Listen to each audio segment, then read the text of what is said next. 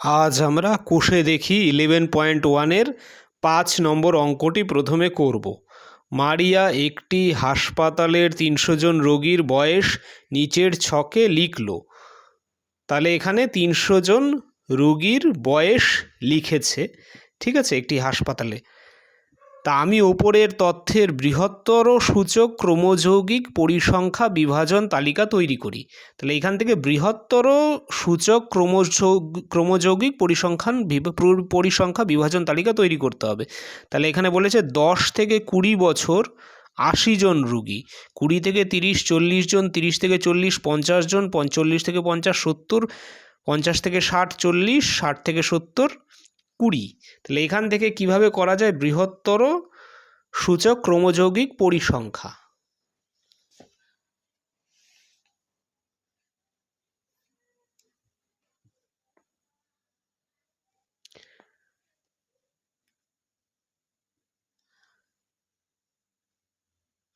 তাহলে এটা বলতে পারি আমি শ্রেণী হিসাবে কি রয়েছে, বয়স, ঠিক আছে, বয়স রয়েছে 10 থেকে 20, 20 থেকে 30, 30 থেকে 40, তারপরে হচ্ছে 40 থেকে 50, 50 থেকে 60, 60 থেকে 70, ঠিক আছে।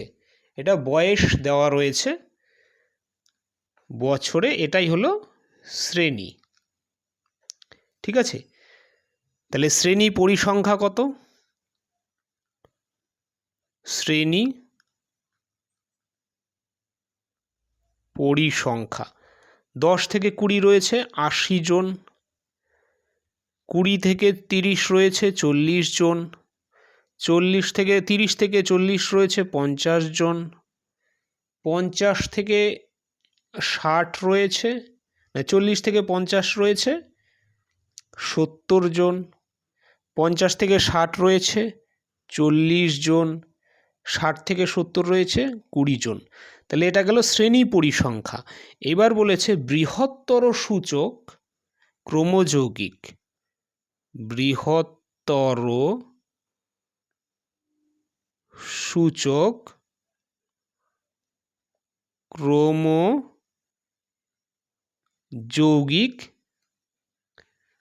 পরিসংখ্যা।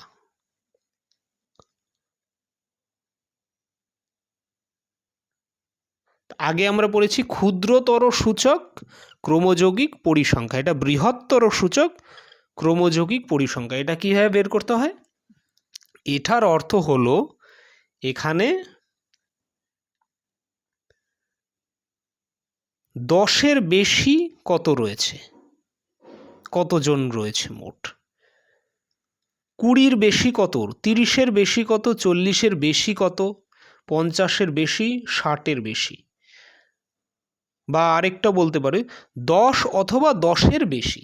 এটার অর্থ হলো 10 অথবা 10-এর বেশি, 20 অথবা 20-র বেশি। কারণ 20টা তো এই শ্রেণীর অন্তর্ভুক্ত, 20 যে এখানে রয়েছে এই শ্রেণীর অন্তর্ভুক্ত না, এখানে হবে 20 অথবা 20-র বেশি। এখানে 30 অথবা 30 বেশি, 30-এর বেশি, 40 অথবা 40-এর বেশি, 50 অথবা 50-এর বেশি, 60 অথবা 60-এর বেশি। আচ্ছা, এইখানে তোমাদের কি করতে হবে, নিচের থেকে শুরু করতে হবে, ঠিক আছে, নিচের থেকে শুরু করতে হবে, তারপরে যোগ করে করে ওপরে যেতে হবে। যেমন ক্ষুদ্রতর সূচকে প্রথমে যেটা ছিল তার সাথে যখন পরেরটা, প্রথমে যেটা ছিল এটা শ্রেণী পরিসংখ্যার, এদিকে ক্ষুদ্রতর সূচক ক্রমযৌগিক পরিসংখ্যা একই ছিল, কিন্তু দ্বিতীয়বার যখন করি তারপরে আমরা প্রথমটার সাথে দ্বিতীয়টা যোগ করি, তৃতীয় ক্ষেত্রে প্রথম দ্বিতীয় তৃতীয় যোগ করি, ঠিক আছে। তো এইভাবে যোগ করে করে যেতে হবে, কিন্তু এই ক্ষেত্রে প্রথমে নিচেরটা লিখতে হবে। তাহলে প্রথমে নিচেরটা লিখব, তারপরে, ঠিক আছে, যেটা সবচেয়ে বড় শ্রেণী রয়েছে সেইটা লিখব, তারপরে হবে 50 থেকে 60-এ হবে 20 যোগ 40, মানে যোগ করে করে যাব কিন্তু নিচের থেকে, আগে ছিল ওপর থেকে। তাহলে 20 যোগ 40 এটা হবে 60, ঠিক আছে, তারপরে হবে 20 যোগ 40 যোগ 70, 20 যোগ 40 যোগ 70 মানে হচ্ছে 130। ঠিক আছে, নিচে থেকে যোগ করে যেতে হবে। এইটার অর্থ, এই জিনিসটার অর্থ মানে কি, এখানের অর্থ হলো 60 অথবা 60-এর বেশি। দেখো 60 থেকে 70-এর মধ্যে 20, তার মানে এইখানে বলা হয়েছে এই শ্রেণীর মধ্যে থাকবে 60 অথবা 60-এর বেশি, মানে এখানে 70-কে ধরবো না, কিন্তু 60, তারপরে 60 থেকে 69 অবধি এর মধ্যে থাকবে। তাহলে এই জিনিসটাকে তো আমরা বলতে পারি 60 অথবা 60-এর বেশি হচ্ছে 20 জন। আবার 50 অথবা 50-এর বেশি, 50 অথবা 50-এর বেশি যদি আমরা ধরি, তাহলে এই শ্রেণীটা প্লাস এই শ্রেণীটা হবে, মানে 60 থেকে 70 প্লাস 50 থেকে 60, এই দুটো শ্রেণী যোগ করে যা পাবা, তাহলে সেটাই হচ্ছে 50 অথবা 50-এর বেশি, সেটা হবে 60। তো এইভাবে বৃহত্তর সূচক ক্রমযৌগিক পরিসংখ্যাটা বের করতে হয়, এবং এটার অর্থ হলো এটাই। ঠিক আছে, এটার অর্থ হলো 40 অথবা 40-এর বেশি, তার মানে এগুলো আর এগুলো যোগ হবে, তাহলে 130 হলো। তারপরেরটা হবে 130-এর সাথে এই তিনটে যোগ করার পরে 50 যোগ হবে, তাহলে এটা হবে 180। তারপরে আরও 40 যোগ হবে, তাহলে এটা হবে 220, আর লাস্টে এইটা হবে 300। তো এইটার অর্থ হলো 10 অথবা 10-এর বেশি। 300 জন রয়েছে, 300 জন পেশেন্ট রয়েছে, সর্বনিম্ন তো 10ই রয়েছে, কারণ 10 থেকে 20 ছিল প্রথম যেটি, 10 থেকে 20, তারপরে তার মানে 300 জনের প্রত্যেকেই 10 অথবা 10-এর বেশি, 10-এর নিচে তো কেউ নেই। দেখো ওটাই বোঝানো হয়েছে যে এইটা মানে হচ্ছে 10 অথবা 10-এর বেশি, তাহলে এটা 300 হবে। তাহলে এইটাই হচ্ছে বৃহত্তর সূচক ক্রমযৌগিক পরিসংখ্যা।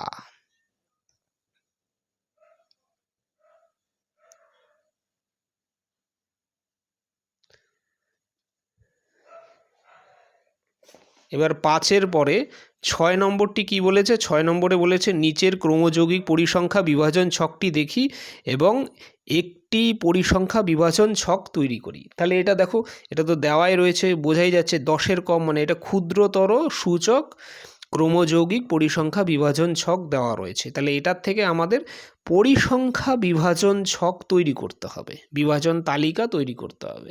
ঠিক আছে, তাহলে এখানে দেখো 10-এর কম, ঠিক আছে, 10-এর কম 17, আবার তারপরে হচ্ছে 20-র কম। তা 10-এর কম কি হয়, আমরা যদি 0 থেকে ধরি, 0 থেকে 10, 0 থেকে 10-এর মধ্যে তার মানে 17, ঠিক আছে, 0 থেকে 10-এর মধ্যে।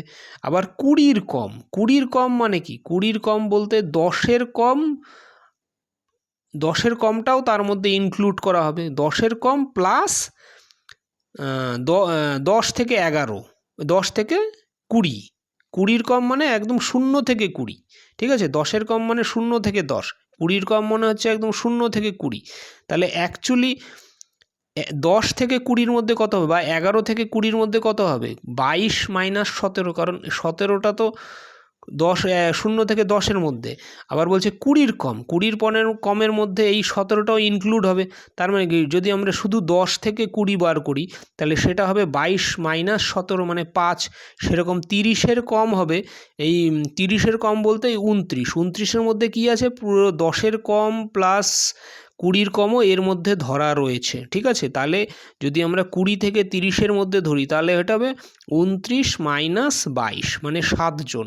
আবার 40-এর কম সেইভাবে হবে 37 মাইনাস 29, 50-এর কম বা 40 থেকে 50, 30 থেকে 40-এর মধ্যে হবে 37 মাইনাস 29, আবার 40 থেকে 50-এর মধ্যে হবে 50 মাইনাস 37 মানে 13 জন, আবার 50 থেকে 60-এর মধ্যে হবে 60 মাইনাস 50। ঠিক আছে, তো এইভাবে শ্রেণীগুলোর শ্রেণী পরিসংখ্যা বের করতে হবে। তাহলে প্রথমে ছিল 10-এর কম, তাহলে কি হবে শ্রেণীটা, প্রথম শ্রেণীটা আমরা বলতে পারি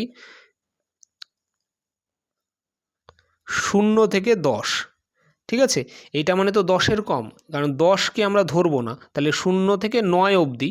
তাহলে 0 থেকে 10 হলে এখানে হচ্ছে যদি শ্রেণী পরিসংখ্যা লিখি, শ্রেণী পরিসংখ্যা কত, প্রথমটা হচ্ছে 10-এর কম 17, ঠিক আছে, পরেরটা বলেছে 20-র কম, 20-র কমটাকে, তাহলে এইটাকে আমরা লিখছি 10 থেকে 20, 20 কম, এর মধ্যে 20টাকে ধরা হচ্ছে না, 10 থেকে 20 কম কত ছিল 22 জন।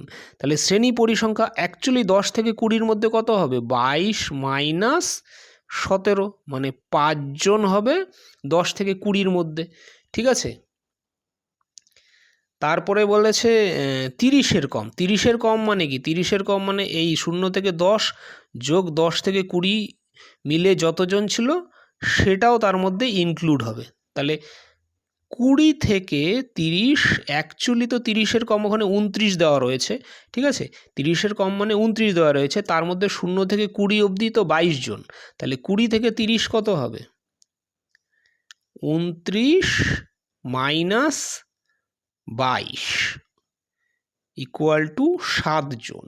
ঠিক আছে, বোঝা গেছে? কারণ 22 জন তো এই 0 থেকে 10 17 প্লাস 10 থেকে 20 5, এই 22 জন তো এই দুটো শ্রেণীতেই পাওয়া গেল। তাহলে 30-এর কম মানে কি এইটা প্লাস এইটা প্লাস এইটা নিয়ে।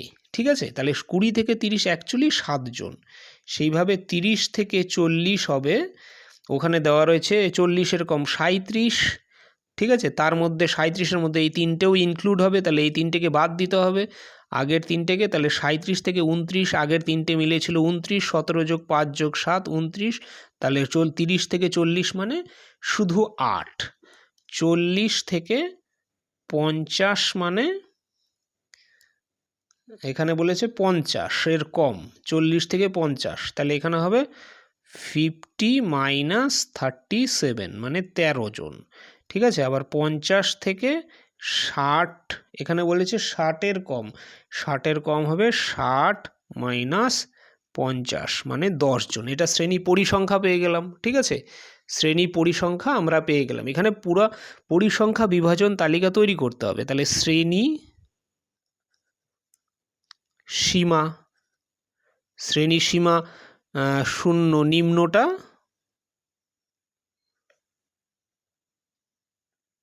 বিভাজন তালিকা তৈরি করতে হবে। ঠিক আছে,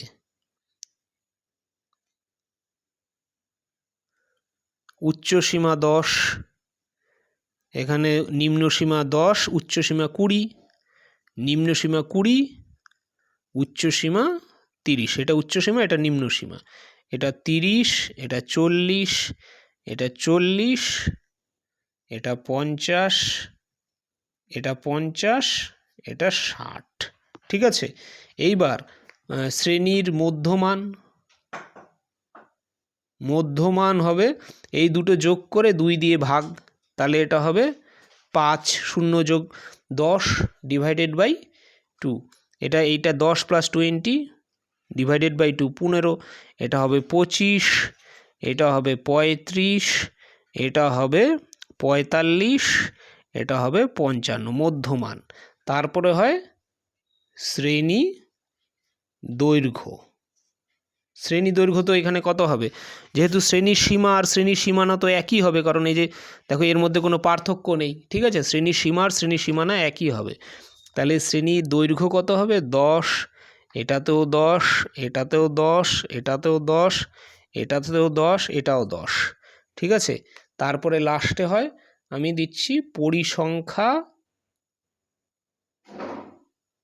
ঘনত্ব। পরিসংখ্যা ঘনত্ব কত হয়, পরিসংখ্যাকে যদি আমরা শ্রেণী দৈর্ঘ্য দিয়ে ভাগ করি তাহলে এটা হবে 1.7, এটা হবে 0.5 বা 0.5, এটা হবে 0.7।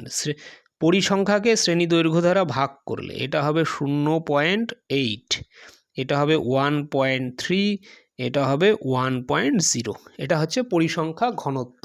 তাহলে এইখান থেকে আমরা পরিসংখ্যা বিভাজন তালিকাটা তৈরি করতে পারলাম। ঠিক আছে,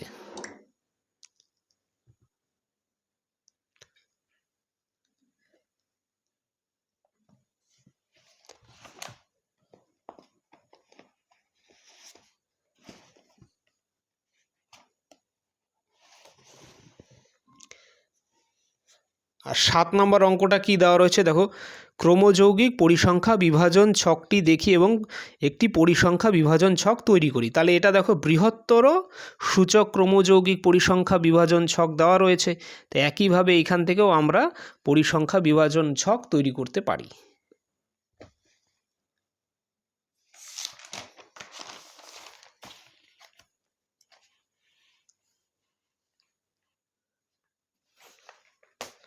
তাহলে প্রথমে বলেছে 60-এর বেশি, ঠিক আছে, 60-এর বেশি 0, আবার 0-র বেশি 100, ঠিক আছে। তাহলে আমরা এখান থেকে ধরতে পারি, প্রথম শ্রেণীটা ধরবো আসলে নিচে থেকে ধরবো, ঠিক আছে। 0 থেকে 10 একটা শ্রেণী ধরবো, 10 থেকে 20 একটা শ্রেণী, 20 থেকে 30 একটা শ্রেণী। তাহলে এখানে দেখো 0-র বেশি 100, ঠিক আছে। তাহলে 0 থেকে 10-এর মধ্যে কত হবে, কারণ 10-এর বেশি 92, তাহলে 0 থেকে 10-এর মধ্যে হবে 100 মাইনাস 92, 8। তারপর আবার 20-র বেশি 87, তাহলে 10 থেকে 20-র মধ্যে থাকবে 92 মাইনাস 87, মানে 5 জন, ঠিক আছে। এইভাবে আমরা বের করব। তাহলে প্রথমে কি হবে, প্রথমে হচ্ছে শ্রেণী, শ্রেণীগুলো কি কি লিখব,